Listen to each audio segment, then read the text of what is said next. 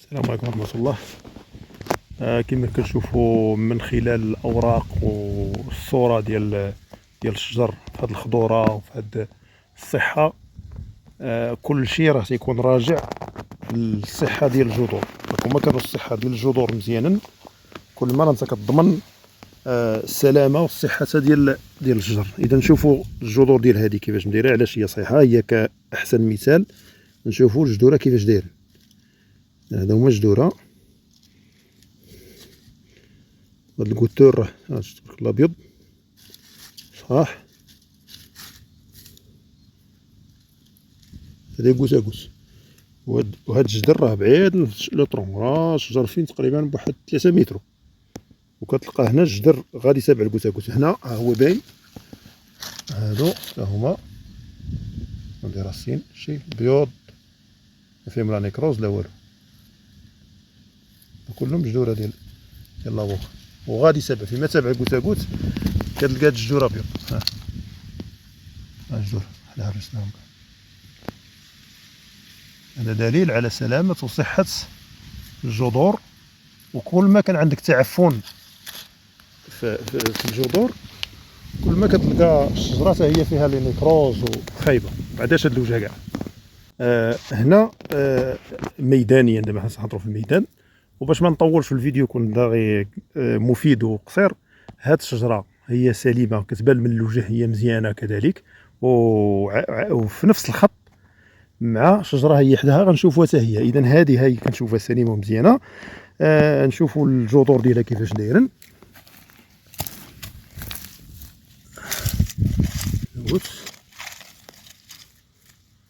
دونك هذه بلاصه الغبار، الجذور ديالها مزيانين، ها هما بيض شي. حنا تنلقاو الجذور بيض ها هما ومزيان نقيين شي. ها الجذور ديالها ممتازين. كوساكوس هذا بعدو شويه عاوتاني نقلبو. هنا هذه بلاصه حتى هي الجذور فيها مزيان بيض، الجذور بيض فيها.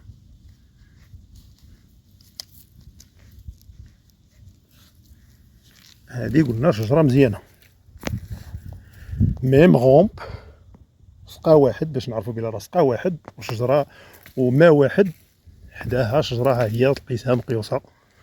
دونك ها انت كتشوفوا فيها لي برونش اللي هما مضروبه من داك المرض اللي بحال كجميع الناس اللي عندهم الامراض. حنا لقينا واحد، بغيت تقولي عندنا واحد 5% من اللي مقيوس من هذا الشيء. هادو غنشوفوا لي راسين ديالهم كيف دايرين. هادو راه في خط واحد وفي سقا واحد وفي رمه وحده، دواء واحد، ماكله وحده، كلشي. اذا نشوفوا لي راسين ديال هادو كي دايرين. فوالا ها هما ميتين نيكروزي.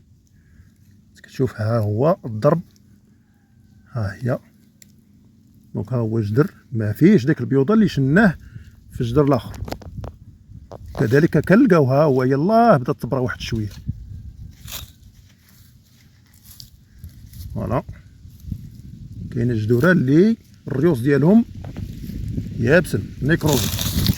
هنا باش ناكدوا ولا نكذبوا ديك النظريه اللي كتقول اللي لوحناهم من قبل، او دير الكوساكوس كتسبب في الامراض، واش لاسبيرسيون كتسبب في الامراض، باش نعرفوا داك الشيء باقي ما ثابتش.